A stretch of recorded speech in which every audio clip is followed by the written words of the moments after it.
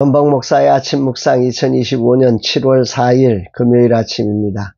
오늘은 레위기 21장 16절로 24절 말씀을 통해서 완전함의 길, 배려의 품 이런 제목으로 말씀 묵상의 은혜를 나누겠습니다. 오늘은 금요 세미나로 김성일 목사님을 모시고 예수님께 배우는 성령님이라고 하는 주제로 성령 축제의 시간을 가집니다. 15년 동안 이 길을 지켜주신 주님의 은혜에 감사를 드립니다. 소중한 강사님을 보내주셨고 또 작은 교회 사역자들을 보내주셔서 이렇게 섬길 기회를 주시니 얼마나 감사한지 모릅니다. 거기에 후원자들을 통해 오시는 모든 분과 조촐한 김밥과 쌀국수지만 함께 식사를 나눌 수 있게 하시니 정말 기적입니다. 어제는 한 분의 간증을 들었습니다. 날마다 기도하던 가정인데 하나님이 일하신 소중한 증거에 감사를 고백하며 하나님께 영광을 돌리시는 간증이었습니다. 오랜 기간 기도하며 응답되고 있는지 아닌지 무감각해질 때가 있습니다. 그러다 이런 소식을 들으면 하늘을 나는 것처럼 기쁩니다. 우리의 기도를 듣고 역사하시는 하나님의 일하심을 확인하는 시간은 사역자에게 무엇보다 힘이 됩니다. 저녁에 아내와 함께 간증을 나누며 더 뜨겁게 기도할 수 있어 행복했습니다. 이날 주님 어떤 말씀으로 인도하실까? 본문의 레위기 21장 16, 24절은 제사장들의 거룩함과 성결함을 다루는 말씀입니다. 그 중에 특히 신체에 흠이 있는 제사장은 성소에 가까이 가서 하나님께 제사 드려서는 안 된다. 이런 규정이에요. 17절 말씀 보면 아론에게 말하여 이르라 누구든지 너희 자손 중 대대로 육체에 흠이 있는 자는 그 하나님의 음식을 드리려고 가까이 오지 못할 것이니라. 여기에 이제 18절 이후로 해서 쭉 해서 12가지의 신체적 결함에 대한 이야기를 하고 있죠. 이런 사람들은 하나님의 음식을 드리려고 가까이 오지 못할 거다. 이제 그 12가지를 좀 나눠보면 크게 세 가지 종류인데요. 하나는 보시기에 완전하지 못한 것, 눈으로 볼 때 좀 하자가 있다. 이런 것들이고요. 두 번째는 행함에 부족함이 있다. 행하기에는 조금 부족함이 있는 결함. 그 다음에 세 번째는 신체의 내면적으로 좀 문제가 있다. 이런 큰 테두리로 하면 이런 세 가지의 결함이 있을 때 그 사람은 하나님의 음식을 들고 제사하는 일을 하면 안 된다. 이런 규정을 지금 말씀을 하고 있는 것입니다. 고대 근동문화에서 신체의 온전함이 영적인 순결이라는 일반적으로 지배된 생각들이 존재했기에 하나님은 그런 일반적인 생각에 준해서 이렇게 말씀을 하신 거지요. 여기 12가지 결함이라고 하는 것은 한마디로 말하면 거룩과 완전의 상징적인 표현입니다. 하나님의 관심이 얼마나 성결함에 있는지를 가리키는 모형으로서의 표현임을 우리가 기억을 해봅니다. 거룩하신 하나님은 우리의 보여지는 모든 것, 또 우리가 행하는 행동, 또 우리의 내면까지 온전함으로 거룩하게, 그래야 하나님의 음식을 드리는 자로 거룩한 것이다. 이렇게 말씀을 하시는 겁니다. 무엇을 이해하는 것은 표면적인 내용만 이해해서는 안 되죠.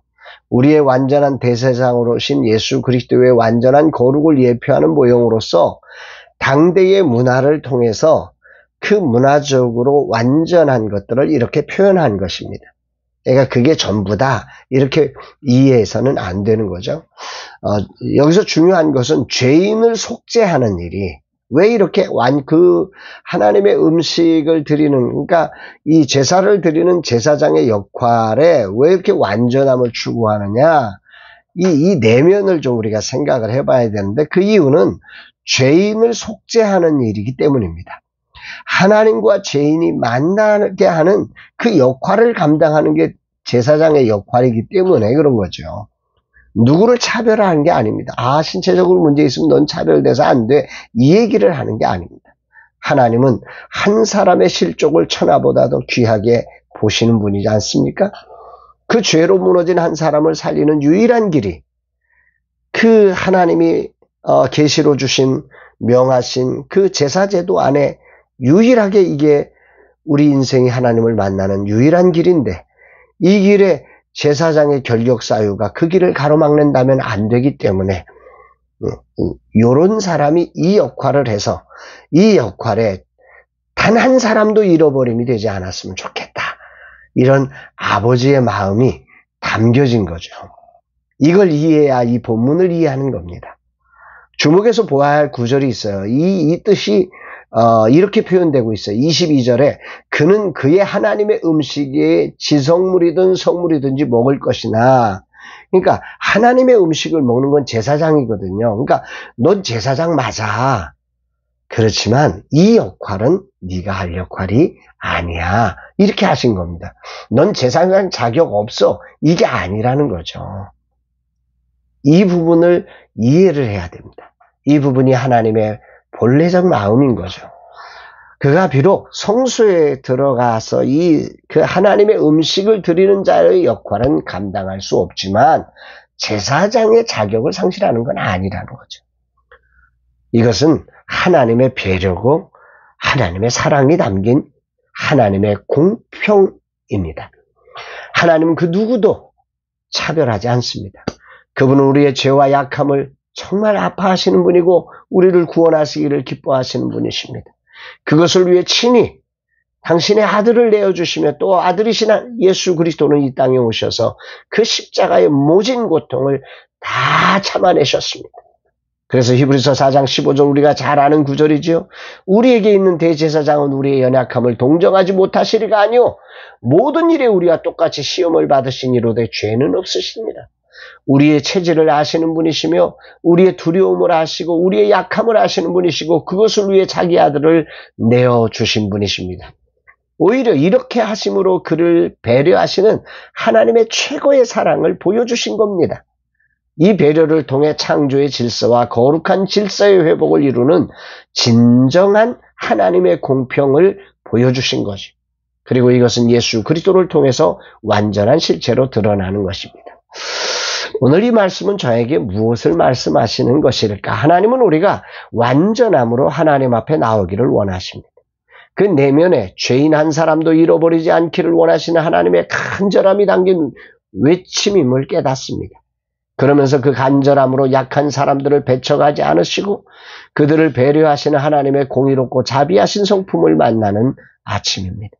각 사람을 이유를 들어 배제하심이 아니라 그 모습에 따라 배치하여 누구도 소외되지 않게 하시는 진정한 하나님의 나라의 아름다움을 배우게 됩니다. 돌아보면 나는 주님이 맡기신 일에 간절함을 담다가 다양한 사람들의 아름다움을 헤아리지 못하고 배척했던 많은 순간이 있었음을 그렇게 고백하게 됩니다. 한쪽을 담다가 다른 쪽을 배척하는 이런 실수의 모습이 참 많았던 것 같습니다.